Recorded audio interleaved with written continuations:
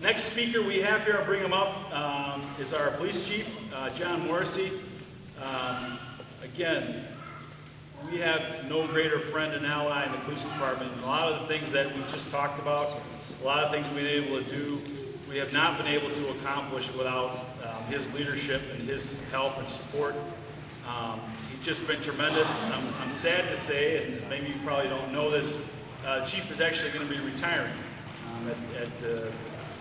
by next spring, March or April, and that's going to be a tremendous loss, not just for us here on the west side, but for the city overall. He's been a great asset, a great friend, and a great help to everything that we've done. Before he speaks, because he is leaving us, I want to present him with something here. I do it in the beginning because then he can't talk bad about me if I just gave him. So actually I have here a certificate of appreciation that I want to give to him. It says it's hereby granted to Chief John Morrissey for your outstanding commitment to public safety on behalf of the citizens of Kenosha and District 17. Kenosha has been a safer place to live and raise a family thanks to your leadership, dedication, and integrity. Signed by me with the appreciation from all of you.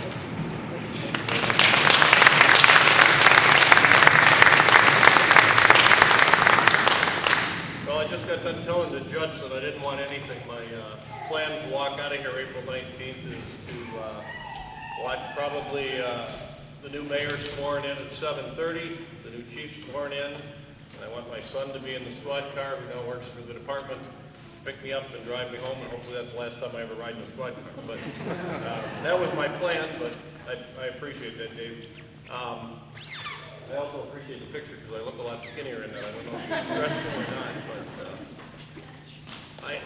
I want to actually take more questions of what we can do out here in the district, but I also want to tell you what's going on in the city, and the reason because it affects how we police out here. So I'm going to start out with some statistical things from way back when. When I took over in 2008, we had 186 sworn officers. If this budget goes through as planned, we'll have 204. So it looks like there's a good increase. There's an increase of 18 sworn positions. There's really, though, only 11 new positions in the entire department. And if you go back and think we created the CSO positions, that's 5 positions in there. So it was a lot of restructuring to get to the sworn officers. We got rid of a lot of civilian staff. But if you take the 204 sworn and the 5 community service officers, we're really down to a bare bones civilian staff. But I think it's more important because we now have 3 officers dedicated west of Green Bay Road all the time. Normally there's at least 5 out here. And that's because, again, this used to be the far end of the city, but of course we go all the way out to MB now. And with the annexation of all the land in Paris there, so the city's growing, so we've really restructured that. I think Dave has a map, and I'll show it in a couple minutes here, but statistically, and again, I don't take credit for any of this, it's you guys, the neighborhood watches, the men and women that work there, but in 2007, the year before I became chief, there were 357 violent crimes, and as of last year, we're down to 291 for 19% decrease. 3,411 property crimes. Last year, there were 2,423, a 30% decrease. So overall, from 2007 until last year, we went from 3,768 to 2,714, a 28% decrease. Why that's so significant is certainly crime has decreased. We've seen on the national news in some cities it's gone down dramatically, others it's up. But in that 8.5 years, we've increased in population, we've increased certainly in size. So to have an almost 30% decrease in crime over my tenure of 8 years, I think is pretty significant. So that's where we're at as far as statistics-wise. Last year, again, was a fairly good year. We were down 1% overall. Some of them, there's just things you can't control. We had 5 homicides last year. That's 5 too many. But most of those were domestic related. Those are very tough to police. There's not a lot you can do about domestic violent crimes. And the other one was the big case that everybody's seen, the suitcase killer from several years ago that happened at a motel here in the city, which we had to claim as a homicide. So Some of those you can't control. Some of the bigger ones, though, that really get to me is burglaries. Other than a violent crime, there's nothing worse than burglaries. I think it shakes people, it puts fear in people. We've dropped 30% of those over these 8 years, which is significant. The biggest one, and I'm not sure what we did different, but motor vehicle theft dropped from 258 to 94 last year. So a 63% decrease, which is huge. But those are some of the things. Out in the west side here, I'll talk a little bit about crime before we get to the traffic stuff. Is that the next slide, Dave? Yes, sir.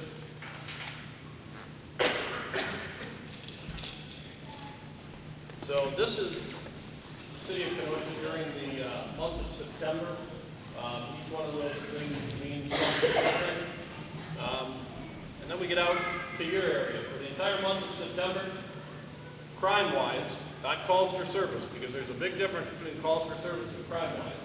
Crime-wise, there were 6 calls out in this whole area. So as you can see, 60th Street to 75th Street, the entire thing. And of those 6, 3 I think were vandalism. 1 was a disorderly conduct, that's the yellow one. And 2 theft of vehicles. While those of you that live out here would say that's 6 too many. That's a pretty low number. But I attribute that to the significant number of neighborhood watches that Dave has in his district. I may have mentioned this last time I was here. He used to lead the city council in the neighborhood watch districts. He's lost that title. The gentleman from the 13th now has that. So I think he'd like to get that title back. So if anybody doesn't have a neighborhood watch, they really do work. The other night, myself and Dave met with a family, and you may have saw there were some burglaries out here entering the garage. A couple of young kids took pictures, did exactly what they should. They sent them to us, and within a couple of hours, those cases were solved. So these people are charged with 4 burglaries, 4 thefts, and a couple of other things. Because these little kids were taught right. They knew the neighborhood watch, they knew exactly what it was. Very proud of those kids. So starting at that age, to get these people to do what's right and just take the right action, help. So that's really the crime issue isn't significant out here. I don't want to downplay any of it, but it is very low out here. And again, what I'm going to tell you is some of these theft from vehicles, please lock your car. Take your valuables out, but lock the door. What I hear is, well, if I lock the door, they're going to smash my window. I think I would tell you that that's just not true in 99% of the things. I imagine the judge would tell you the same thing. We don't see that. Most of them that are stealing from the cars, they're just crimes of they walk down and they do it. If the car's locked, they go to the next one. There are people that are going to smash the window, they're going to smash it no matter what then. The other thing is, if you can shut your garage doors for us. I know it's a nice, safe neighborhood when you look at it, but again, the crime of opportunity is really what that is. I drove around probably 15 minutes before I came over here. I realized it was kind of early, but lots of garage doors open and I didn't see anybody at the houses. Just shut your garage door. Again, I live over by Lance, and I'm probably as guilty as some of the rest of you. For my house, I never lock my house. But the garage door is always closed. But those are the things that can really help us. The neighborhood watch can really help us. So, as Dave said, and I think as Peter Barkas said, you probably have one of the most active aldermen of all the aldermen here. I think Mr. Barkas said he can go maybe every 2 weeks without hearing from Alderman Bagdala. I'm lucky if I can go every 2 hours without hearing from Bagdala. Most of that's a positive thing. But he does very frequently send those concerns to me. We try to address those. Again, I know the biggest concern is traffic. Traffic has to fall into the hierarchy of our call volume. The other day when we had the 2 young kids we gave awards to at the building, they wanted to see the 911 sign. So we went up there, and probably 6:30 in the afternoon, there's no cars available, and there's calls in the stack pending. So what that tells you is traffic has to fall down because those accidents or those burglaries or those fights or whatever have to take precedence for them. But it's not like we don't do anything. Last year there were 12,839 traffic citations issued, 16,844 parking citations issued. Maybe that seems like a lot to some, maybe it doesn't seem like a lot. We do not have a dedicated traffic unit, something that I've tried to implement, but it's just a manpower thing. But we do have the 6 motorcycles in the summer, and they come out. There's been a couple of special assignments out here recently. We dedicated on every shift to make sure the officers were there. They had to submit a report every day, all 3 shifts. And I think it's a perception versus a reality. Not to say that the speeding isn't perhaps speeding in the context of over 25, but we dedicated 15 days on every shift and not one citation was written. So it's done that way to show that while there's a perception, you know, if they're not so many over the speed limit, the courts aren't going to take those and we can't write those. I don't think it hurts, but it does take away from the manpower. But it also sends a message. We were certainly out here. They stopped it. As the alderman said, the new crosswalks on 88th Avenue, we did a couple of special assignments there and wrote a lot of tickets because of, I think people just weren't used to it, and I think they think it's a county road yet. You know, it might be a county road physically, but it's in the city and the speed limit needs to do that. So we try to do a lot of enforcement there. But with that, we had 105,459 total calls last year.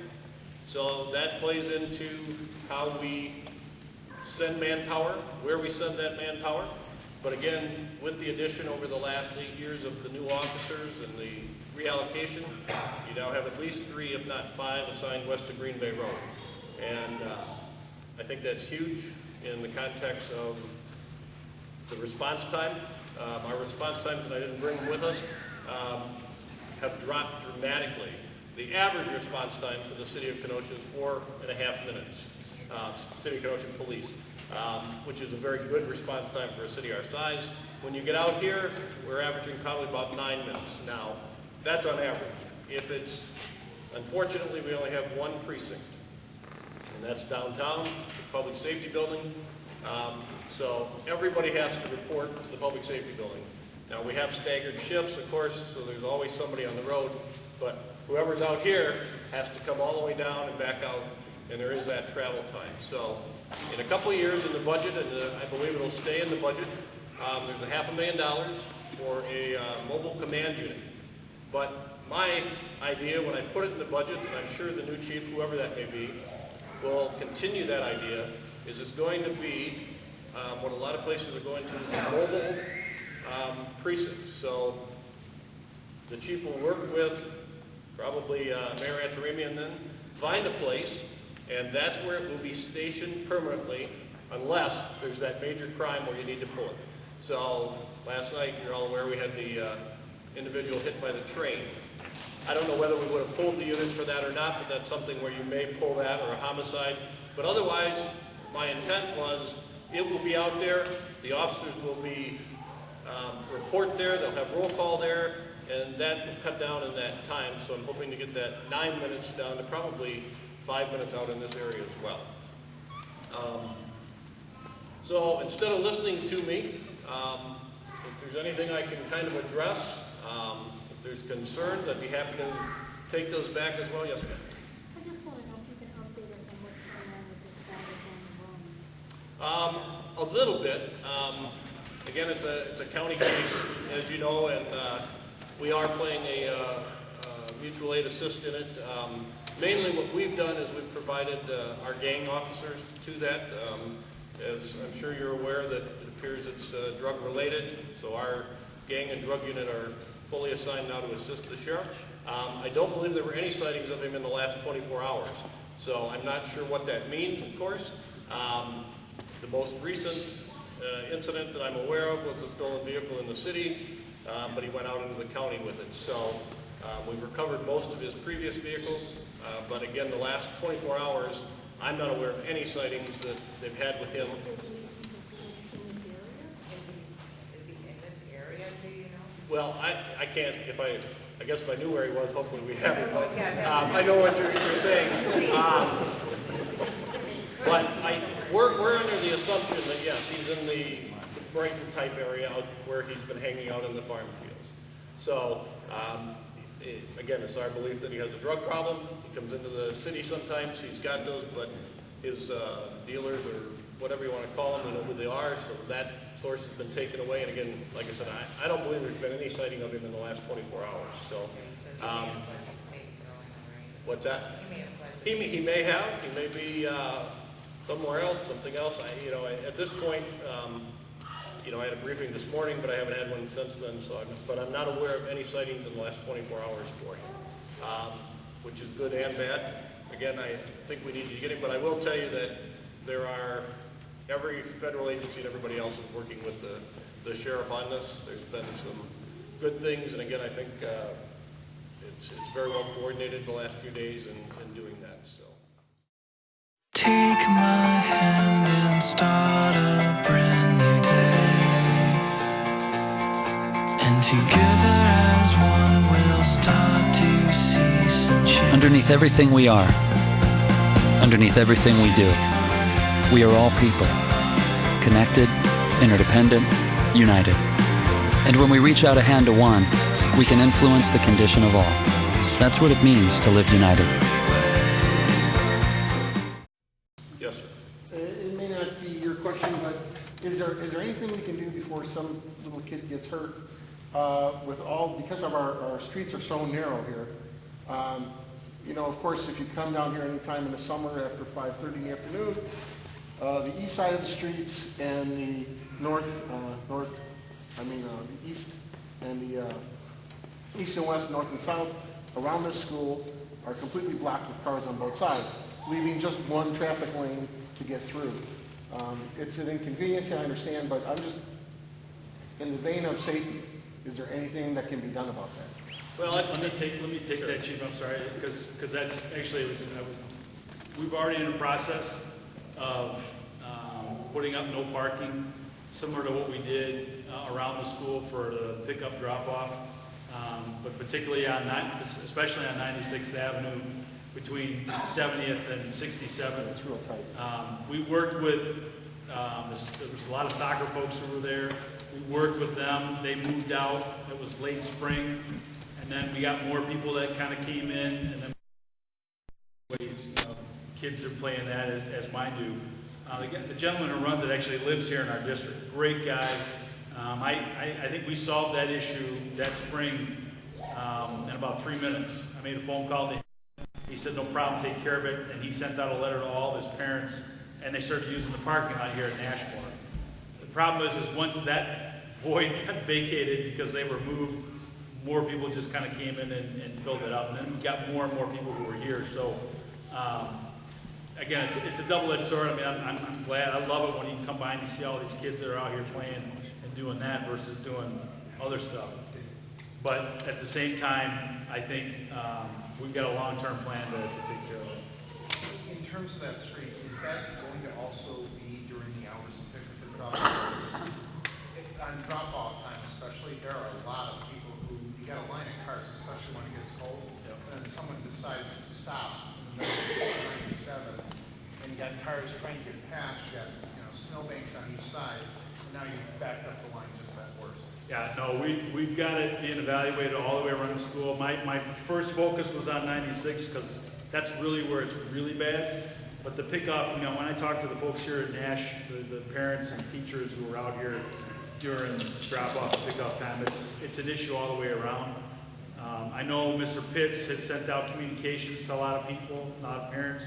We're going to continue to do that as well to remind people, especially as we get close to the winter months. I think the drop-off pickup changes we did implemented last year, where we worked together on the signage as well as the traffic patterns, I think helped and was great. I think we just need to do a little bit more now, take it to the next level.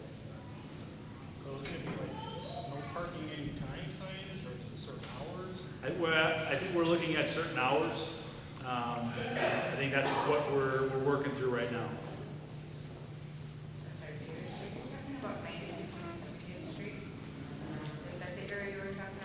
Yeah, right out here, Yeah, between 70th and 67th. yeah, because, traffic is really bad in the morning. Right. And, sometimes, they don't bring patrols and hitting our safety patrols. No, and again, that's, one of the issues. I've said many times, and I've had this conversation with you, we've had this conversation, is sometimes why we try to do these special enforcement assignments, as much as we do, is you can't fix stupid to a certain extent. Exactly. Because if you're dumb enough, I'm being serious, if you're dumb enough to drive fast, recklessly through a school zone, in my opinion, you shouldn't even drive it. Exactly, my point. That's why we have had so many assignments that we've had. That's why we've had the officers out here doing what we can, because that's the way to do it, because those people aren't going to learn until they start getting tickets. That's the only way they're going to learn. And because I used to patrol that area, the parent patrol in the morning, and I patrolled that area, and it was very dangerous. If you went right to the stop sign, they didn't stop. So if you go to that, so once in a while, maybe some of you have to just watch it every once in a while. So it could be possible. Other questions for the chief? The mobile unit you're talking about 2 years out, is that designed to be like around Southport Plaza or by Dairyland, getting closer to Strawberry Creek? Whereabouts would you have a plan to put that? My hope would be it'd be more out near like the Aurora area here, 104th. Again, because it works both ways. They would respond east from there, but also west. Again, it'll depend on where there's a location, there was always the whole fire thing, and if they're going to build a fire station on the west side, west of I-94, do we incorporate a police precinct there? Personally, I think that's too far west. And again, we're not the only city that's doing this. A lot of the major cities, instead of building, are doing these mobile things. But my belief is it should be somewhere around the Aurora Hospital area, and it gives us easy access to the main highways, whether it be Highway 50 or 52nd Street, to get across and stuff. But, and depending on how it's utilized and designed, but my hope is it's designed, like I said, more as a little precinct. So if we have to book people, those facilities are right there, the pictures are taken, they'll just go into the jail instead of, because anytime anybody's arrested out here, everybody goes down there, and, it takes away from that. And, maybe the county board supervisor going to speak. You may have a chance. One of the big issues countywide that I'll speak on briefly is the mental health issues in the chapters. Anybody that we chapter, 99% of them we have to take to Winnebago. So that's a 7-hour round trip. That's 2 officers that leave the city. The other day we had 10 officers out of the city just going to Winnebago. And I know that the county is really working on that mental health thing, but those are the things when you're talking to the county, because it's not a city issue, it's a county issue as far as who pays for that. But keep in mind, again, if I've got 10 out of my officers gone and there's only 16 on the entire shift, third shift, it doesn't leave much coverage.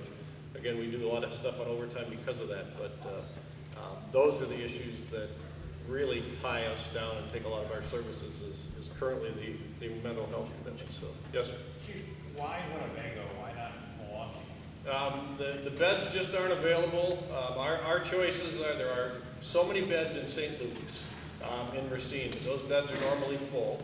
And then it's either Winnebago or Mendota. I can answer that real quickly. Milwaukee's not available to anyone outside of Milwaukee County. Milwaukee has by law. That's all they can take. That one to add on is during this year, we had twice as many beds in St. Louis than we, in June, they just had to cut them in half, so now we're having to share beds with Racine County up there, so the next nearest facility is Winnebago, unfortunately. So. Yeah, or Mendota. It's Winnebago first and then Mendota, but and even juveniles go to Washington County. So but again, when you're looking at everything coming up, that's one of the bigger issues that is taking a lot of our manpower. Anything else from me? Well, this may be the last meeting that I get to address the 17th District as the chief, and I appreciate it. I think I've been invited every year. Again, I think you have one of the most active aldermen. who continues to certainly represent your district on issues. If you have issues, it's probably easiest to get a hold of the alderman, and he will forward them to me. Otherwise, certainly my email is public as well, jmorsey@kenosha.org, and I will get that email as well. But I think it works better if you go through the alderman, because then we're all on the same page of what's going on. And again, if there's significant issues, please bring them forward. All right.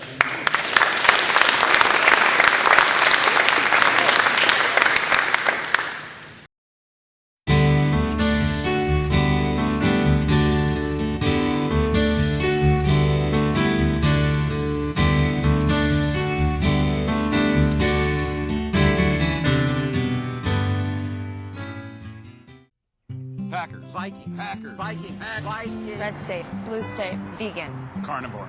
We come from different places. Uptown. Downtown. Optimist. We come to different conclusions. Half empty. Half full. But when we live united, we create real, lasting change in the building blocks of life. The education, income, and health of our communities, our families, United. even the person next to us. Live united. Real change won't happen without you. So give, advocate, volunteer, live united. Sign up at liveunited.org.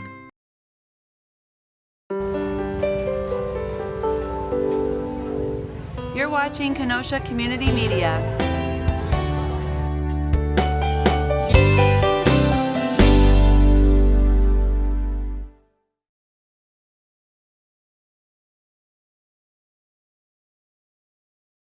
Are you camera shy but would like to get behind the scenes of the fun-filled world of television production? Then Kenosha TV just might be the place for you. Every week, your friends and neighbors on Kenosha TV create new programs. We always need people like you to help direct the shows, man the cameras, tweak the audio, and have a great time in producing programming for Kenosha viewers. No experience is necessary. Kenosha TV provides the training and equipment for you. For more information, give us a call or go to our website.